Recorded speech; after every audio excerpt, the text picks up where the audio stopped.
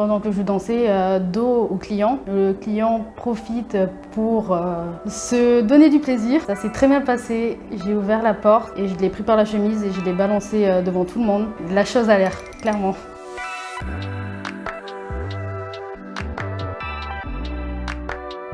Alors bonjour, je m'appelle Julie. Sur Instagram, je m'appelle Call Me Punking Just. Et sur TikTok, Julie Strip. Je fais beaucoup de lingerie, je fais aussi beaucoup de body positive et aussi beaucoup de contenu au niveau maquillage, humour, mais principalement sur TikTok.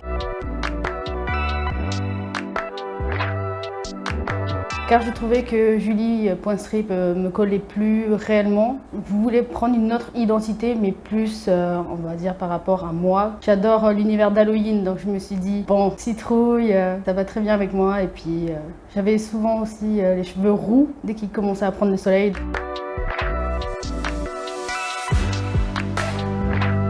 À vrai dire, c'est assez compliqué car j'étais encore au lycée à ce moment-là. J'avais 17 ans, j'ai eu mon premier appartement toute seule. Je dormais pas, j'arrivais pas car j'avais peur. Il y avait souvent du bruit en dessous, donc c'était assez dur pour dormir. Et puis un jour, j'ai fêté mon anniversaire au karaoké juste à côté du club où je travaille. Et on m'a proposé de venir travailler. À ce moment-là, j'ai demandé à ma famille, à mes amis, à mon ex-copain si c'était bien ou pas. Et franchement, j'ai pris le courage en deux mains et je suis partie. C'est une des barman. Elle m'a vue, elle m'a fait « Ah, ils cherchent des filles à côté, veux-tu venir ?» Puis je vais pas vous mentir que j'ai vu des filles grandes, tu vois, qui sont assez athlètes, ils sont musclées, ils sont belles, maquillées, paillettes partout. Franchement, je suis tombée amoureuse et j'ai fait « Je veux faire ça, je veux essayer au moins pour voir si je suis capable. » Et puis même au niveau de mon corps, car je l'acceptais pas trop, de voir si je pouvais l'accepter en faisant de la danse, du street, de la pole et tout.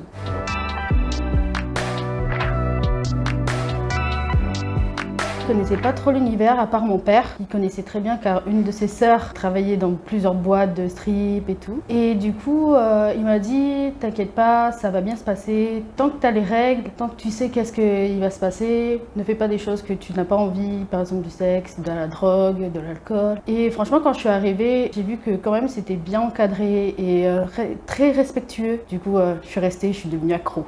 J'étais encore au lycée quand j'ai commencé et du coup, j'ai eu beaucoup de regards mauvais comme de regards bons, mais mes amis me soutenaient à fond, ils sont même venus me voir au cabaret, passer un super moment et c'est toujours les premiers à me soutenir au lycée devant les profs, devant la CPE, devant les autres élèves et tout.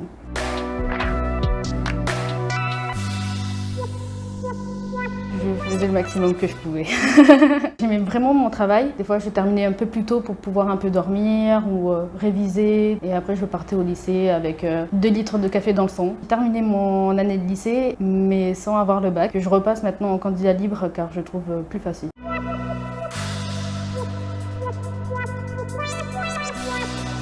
Oui, principalement. Après, je connaissais un peu quelques pas de danse, mais tant que tu restes gracieuse, élégante, faut que tu regardes en haut, il faut pas que tu regardes tes pieds. Enfin, c'est plutôt les autres danseuses les plus anciennes qui vont apprendre aux petites comment ça se passe, comment ça se présente et tout. J'ai eu beaucoup de Russes, néo-zélandaises, australiennes, françaises, brésiliennes, mais actuellement on est beaucoup plus de calédoniennes. Du coup, on est 7.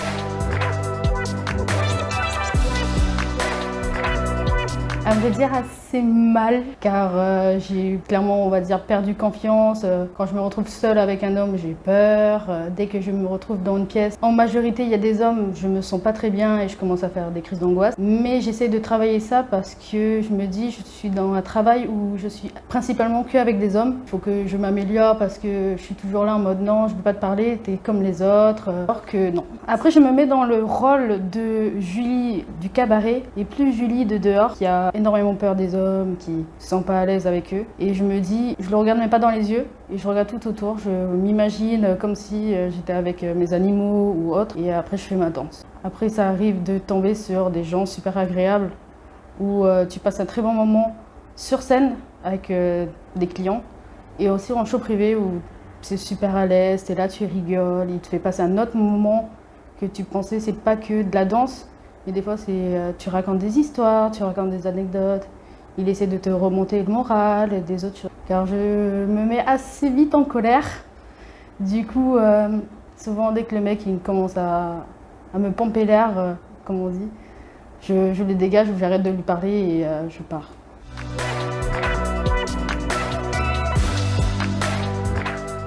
Du coup, Instagram, c'était principalement pour montrer l'univers du street, du sexy, du élégant, on va dire, de la mignonnerie, où les hommes, ils sont fantasmés dessus.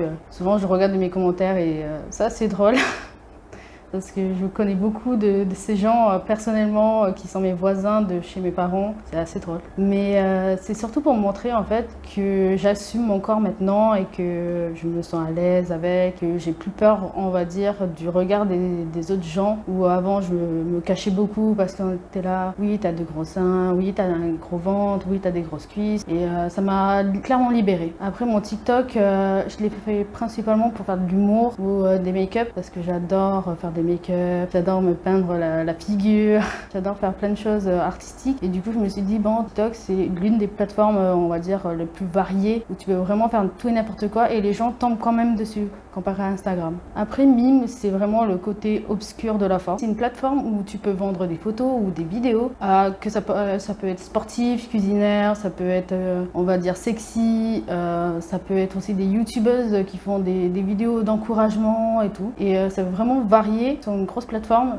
même moi je savais pas, j'ai regardé les créateurs Mime et j'ai fait waouh quand même. Sur Mime je fais principalement on va dire du sexy, on va dire un peu du X entre parenthèses, parce que je fais quand même du soft vu mon âge et vu où je suis surtout, par rapport à ma famille, par rapport si, imaginons je trouve un copain et qu'il ait vu mon Mime, c'est assez gênant.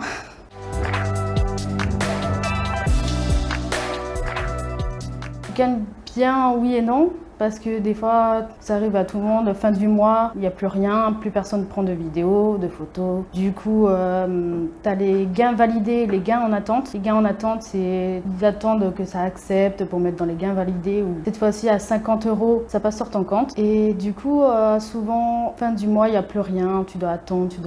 Jusqu'à que le début du mois, là où il y a la paye, là, tu envoies toutes les vidéos, tu envoies tout ce que tu as fait pendant ce moment-là pour que les gens reviennent pour prendre des vidéos, enfin acheter quoi. C'est vachement aléatoire parce que tu as souvent des meilleurs clients avec qui tu te sens super à l'aise, que tu sais que tu peux avoir confiance. Moi, je connais 2 ou 3 que vraiment je peux avoir confiance et je baisse mes prix. Les photos, souvent je fais de 15 € à 20 €. Tout ce qui est vidéo, 70 € ou 100 €. Ça dépend de la durée de la vidéo et ce que je fais dans la vidéo, si je dois parler, si je dois faire une scène, si je dois me mettre en costume ou autre.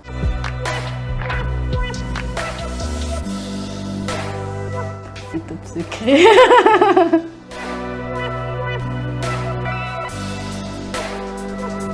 Ça arrivait déjà en show privé, pendant que je dansais dos au client. Le client profite pour se donner du plaisir. À ce moment-là, avec mon caractère, surtout avec mes origines caldoches, ça s'est très bien passé. J'ai ouvert la porte et je l'ai pris par la chemise et je l'ai balancé devant tout le monde. Voilà, à l'air. La chose à l'air, clairement. C'était assez gênant.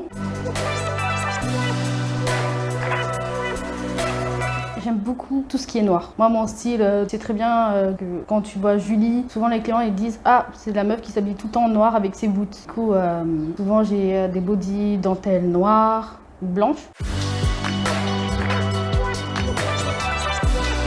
J'adore mettre, j'ai une grosse veste de policier, vraiment oversize. Je mets ça avec une petite ceinture, tranquille, avec des petits bas. J'arrive, je fais « Hey, salut, tu veux que je t'arrête ?»